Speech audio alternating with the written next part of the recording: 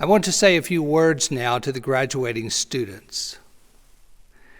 By the end of spring break, on March 20 in the year 2020, on Yale's normally vibrant campus, the centrally situated School of Music, a place that would have been further enlivened by spring recitals, class projects, job interviews, auditions, and all else that leads to this very day, was quiet, ghost-like in its own shroud of silence. It still is. The disappointment among and between us all is palpable. I am reminded of Hemingway's words near the end of A Farewell to Arms. The world breaks everyone, and then some become strong at the broken places. Our disappointments overflow from this well of brokenness. We did not sense this ending, one with fast exits and no returns.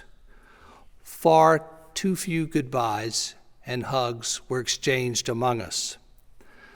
The legacy of performing and hearing degree recitals on this stage in Sprague Hall was lost to us, and memorable events like the annual honors banquet and this very commencement ceremony were canceled.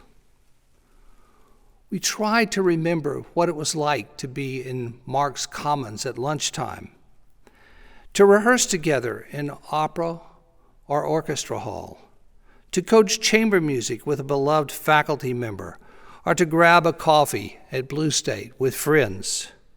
We all wondered about and tried to make sense of our predicament, of our wounded psyches from having our lives turned upside down, and now of a future more uncertain than ever. Those of us left behind on the deserted campus were locked out with no place to practice, no place to study, no place to visit. Each of us has our own litany of personal loss and disappointment, and most are lengthy. Yet, in the midst of turmoil and uncertainty that exacerbated our disappointments and fueled our anxieties, your compassion for others was a model for humankind. You looked beyond yourselves, and many of you texted or emailed me, asking how you or how we as a school could help the families of students you were teaching in our Music in Schools programs, because you knew that some of their parents had lost their jobs. Some of you cooked and shared food with friends, while others opened your apartments to classmates who had no place to go because they could not pay their rent. What, you inquired, is being done for the homeless people in New Haven? You exhibited uncommon patience and understanding with your own conditions, and I learned from you that strength can be found at broken places. Compassion was your antidote for disappointment. Despair, however, is the place where hopelessness resides. It is the destination for those who have been completely broken by the world and its relentless disappointments.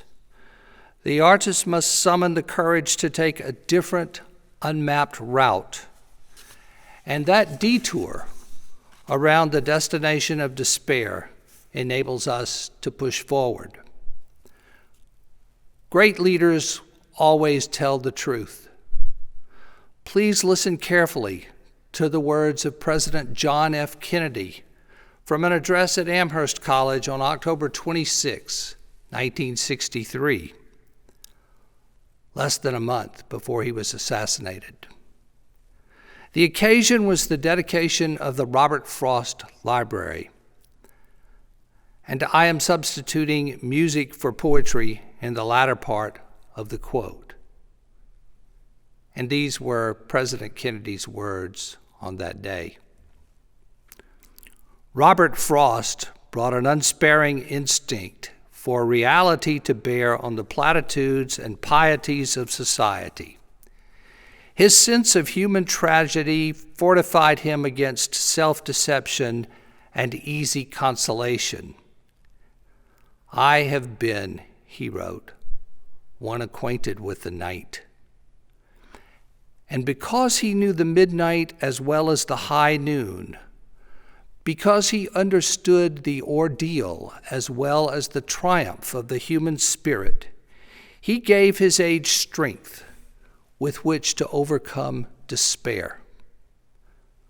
When power narrows the area of man's concern, music reminds him of the richness and diversity of his existence. When power corrupts, music cleanses. For art establishes the basic human truth, which must serve as the touchstone of our human existence. This global pandemic has acquainted and is acquainting us with the dark of night. Such darkness can illumine your understanding of the human spirit. Remember that the arts tell the truth about humankind and the planet and the universe we inhabit as temporary guests. To fully resist the allures of despair and its false promises of rest, the courage you summon also requires risk. Musicians are accustomed to taking calculated artistic risks that are inherent in any performance. Here, I am not speaking of the visceral rush that occurs when the high note is perfectly placed, or even when the intentions of the composer are perfectly realized. The courage I reference calls us to risk our hearts and minds to new possibilities, new adventures, new ways of harnessing and releasing our innate talents. It could well be that life holds plans for you that you have not considered. If compassion is an antidote to disappointment, perhaps courage is an antibiotic for despair. But courage and risk together are cornerstones for determination. Only your determination to reveal truth through your art will offer hope to present and future societies. Remember that the arts tell the truth, and your vision must take you, without fear and obstruction, to the truth as you see, understand, and sense it. It is fitting in the 250th birth year of Beethoven that I turn to him as an exemplar for vision and determination. In a Wall Street Journal op-ed piece several years ago, David Gelernter, professor of computer science at Yale and a former member of the National Endowment for the Arts, had this to say about Beethoven, and I quote, "You must know Beethoven's music because no one has said anything deeper about what it means to be human, to look life and death in the eye, to know beauty at its purest and most intense, if you can take it. Because Beethoven asserts his own mere human self against the cosmos and makes it listen.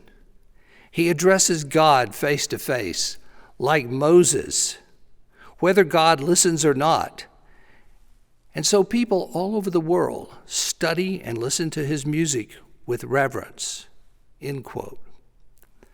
The point in this is that Beethoven the artist tells the truth as he perceives it, and that is the task and the joy of the artist. Your determination to reveal truth depends on your ability to learn far more from your failures than your successes. And it hinges on the necessity to think clearly, independently, nimbly, and to concentrate long enough to develop an idea and a plausible argument for support. An artist's determination to educate and enlighten with new ideas and visioning comes from deep respect and humility for the art, not individual superiority born of insecurity. What forms of music making will you imagine for the future? And how will they be delivered? Can music be sustained as a public art? Will music be accessible to all people, poor and rich, no color discrimination, no geographical boundaries? Will people hear, feel, and experience music in the years ahead? And what role can you play in ensuring that all humankind has that hope? The future is your gift, and I am confident that you will seize new opportunities to reimagine and reshape the durable values of music. But it will be your compassion, your courage, and your determination that create a new vaccine of hope for humankind, one made with your musical and artistic impulses. As we conclude this most unusual year, I am reminded that Robert Frost wrote that we should look backward with pride and forward with hope. Many of our successes, and indeed many transformative moments in history, have faced daunting challenges framed by disappointment and despair. But the sheer determination to move forward ensures new beginnings for you and for all that you and your talent will touch. Thank you, and God bless you.